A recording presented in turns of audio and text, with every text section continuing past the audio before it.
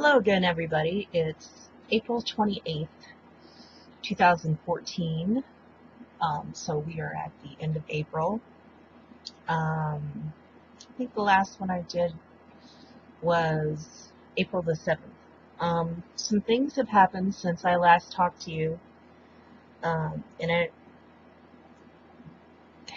basically, after a long battle with Alzheimer's, my mom Shirley passed away on the morning of April 19th. And it's been rough. It's not like we weren't expecting this to happen, but this is not something that you can really, you would try and prepare for it, but I don't think you ever can truly prepare for it. Not completely anyway. So I don't want to be a complete downer or anything, but I mean, this is what's been going on in my life.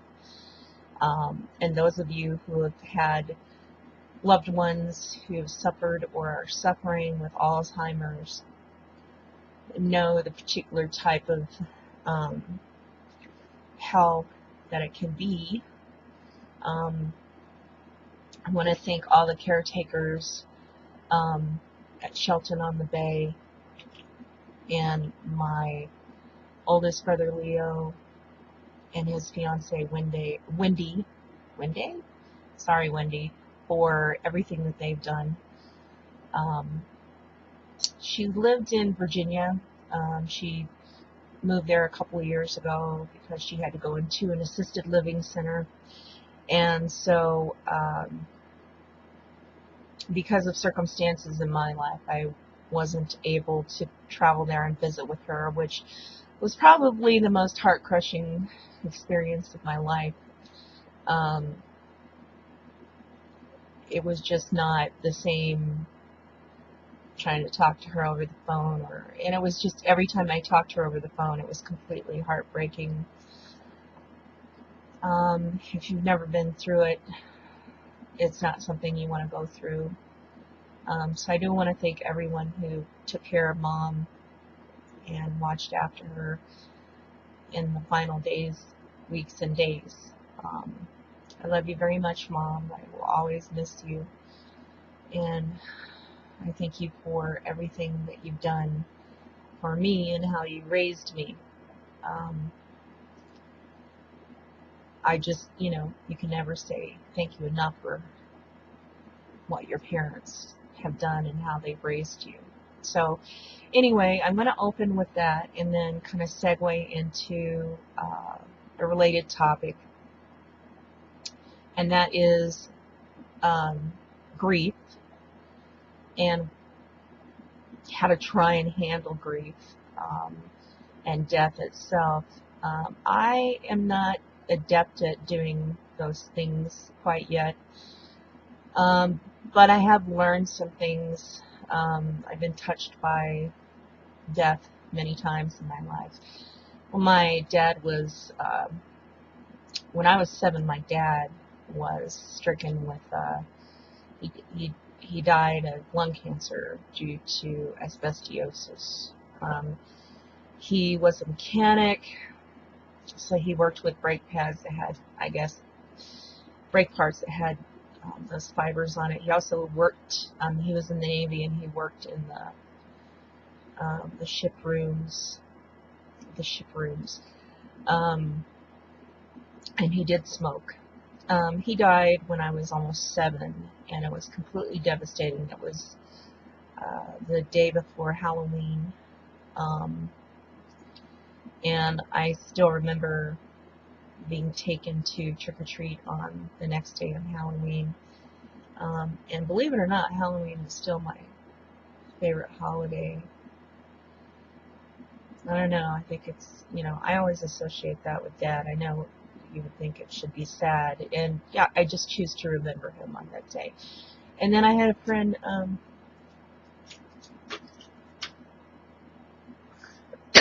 excuse me, dry throat, named Maria Germano, who passed away in the 80s. He was 86 or 87, and we were very good friends. She was metaphysically and spiritually very like myself. I would go over to her house, and go to meditation meetings. There's only 3 of us that would show up, really. There was just 3 good friends. She died of cancer, and I've never forgotten her. And then my first husband, Gary, passed away in 2001, in May of 2001. We had been married almost 16 years, had 2 children, and I went to work one day, and by that afternoon he was gone. That was certainly one of the most devastating things I ever went through. You just can't imagine what it's like to have the police tell you that your husband's deceased and that you need to come home, except that he was the one supposed to pick you up at work. It's a whole bunch of stuff to go along with that story, but needless to say, no one ever expects to go into work one morning and then by afternoon you're a widow with 2 young children. So, as I said, those are just a few of the ways that death has affected me, and the times that I've had to grieve. And I don't think I've gotten any better at it. I've tried to, but I'm still not very comfortable with death. I know it's inevitable, logically, but I'm still not comfortable with it.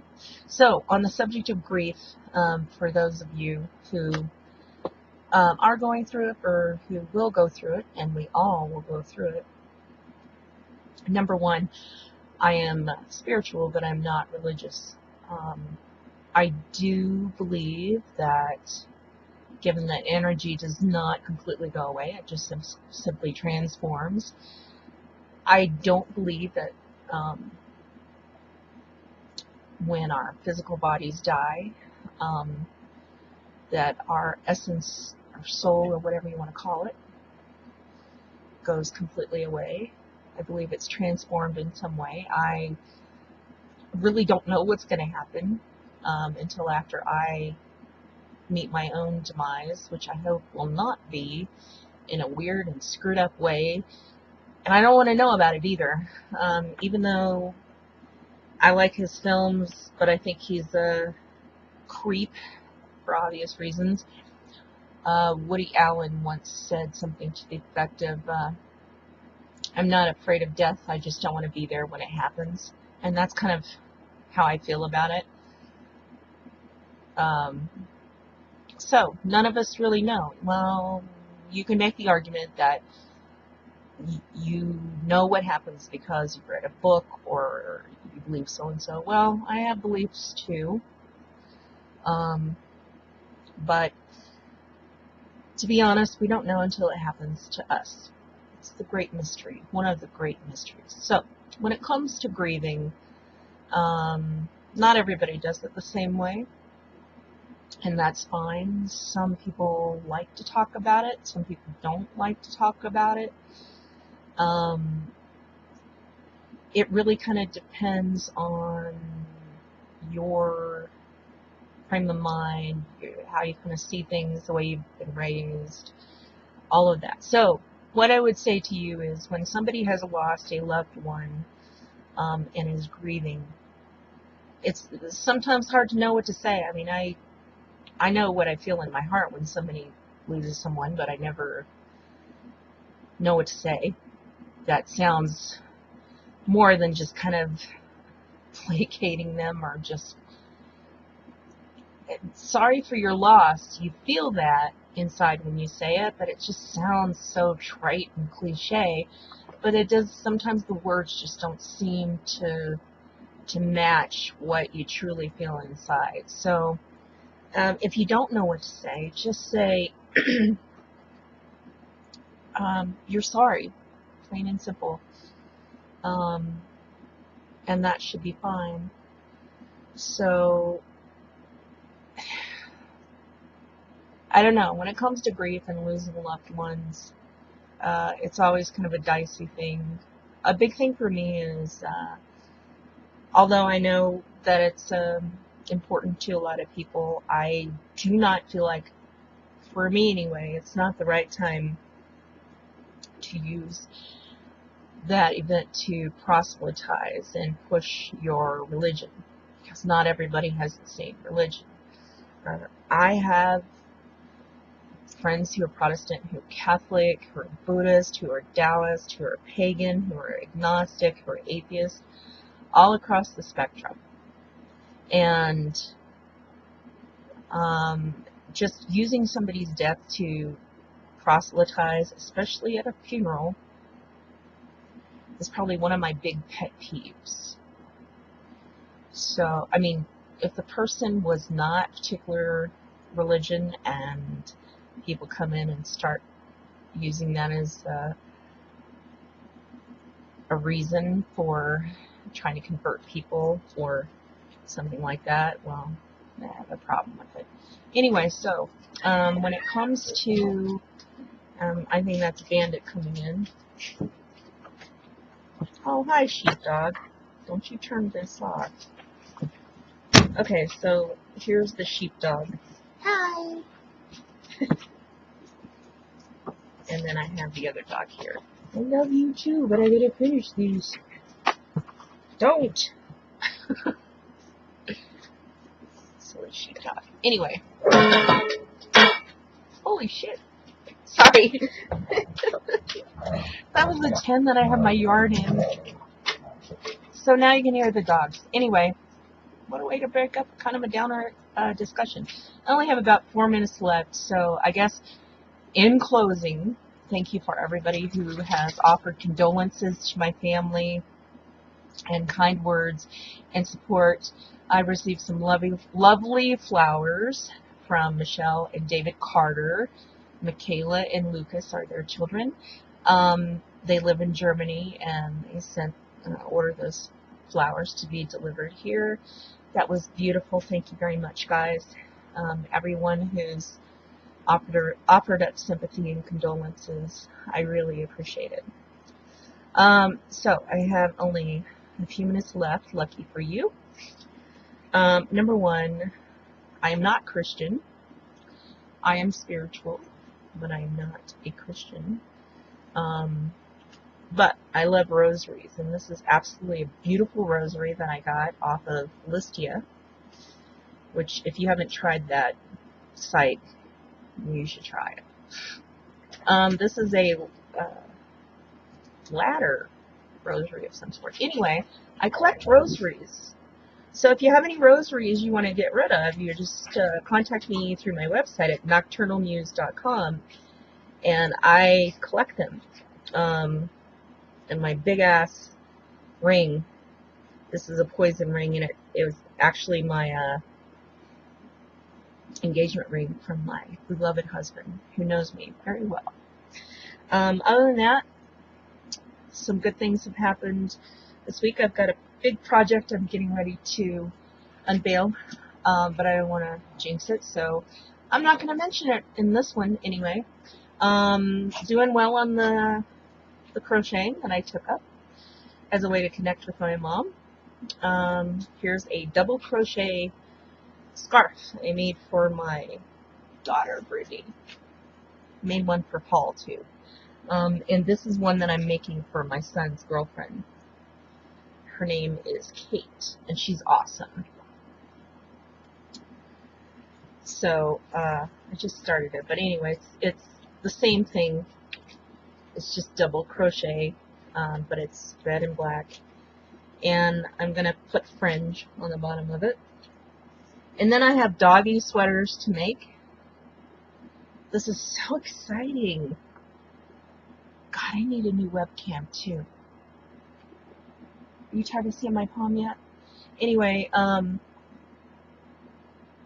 think that's about it. I have some other things to talk about, but this is long enough. I certainly ramble enough. Oh crap, I forgot to mention. Hold on a minute, let me move all this crap. I got the coolest thing from Michelle and David Carter in Germany. They sent me a hardback of Stephen King's Dr. Sleep. But the best part, and this is freaking awesome, they went to an event over in Germany the end of November 2013 called An Evening with Stephen King. I am envious because, of course, I've never met Stephen King, and he is my favorite author, fiction author. But they gave me that ticket, and look at this. It is autographed by the one and only Mr. King. So I squeezed myself to death when I saw this. Sounded wrong, didn't it? That was awesome. They are amazing friends. I can't wait to visit with them again, hopefully in Europe soon. Other than that, if you need tarot readings, if you need astrology charts, if you need an astro creativity chart, or anything of that kind, hit me up. You can find me on Facebook under Nocturnal Divination, Magic, and Miscellanea. It's the name of my shop, which is on Etsy, and I'm a cheap date, so take advantage of it. And other than that, if you need to contact me, or if you want to ask me a question and just hear me emit nonsense in response to your question, just drop by my website. Once again, it is nocturnalmuse.com. And there you will also find links to my blogs and to stuff that I've written, into my published books. Other than that, thank you for all the condolences once again. Mom, I love you. And if you can hear me, please try and contact me somehow. I would like to have contact with you, and that would be great. So other than that, have a good week. And for those of you getting ready to celebrate Beltane, enjoy it. Wink, wink. For those of you who don't know what Beltane is, well, then I suggest that you Google that, and then you'll find out. So, love to you all, and I will talk to you probably sometime in May. Thank you.